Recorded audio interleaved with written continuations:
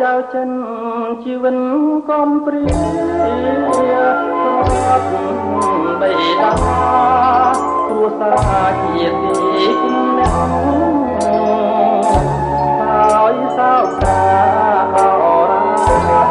វល់ខាងនៅគ្មានញាតពឹងទាំងវាសនាធ្លាក់ក្នុងខ្ញុំใจ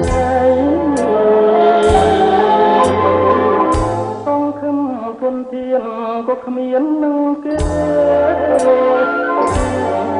តែននឹងគ្នាទៅពឹងលើໄວមានតែកាយដោះស្រាយភពនៃតស៊ូសង្គមនិស័យជានៃវាសនារំពឹងលាយនឹងទុំសាកងបពេលដែលបានមើលមិនមើលបាយលេងនឹងក្លិនរូបស្អាតហើយភ្លេងគុំឡើងគុំគ្នាហើយតាំងចិត្តតែមក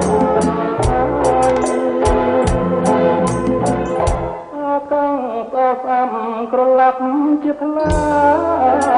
ដួងច័ន្ទព្រាប្រែជាស្រឡាញ់រស្មីចិត្តកំទេ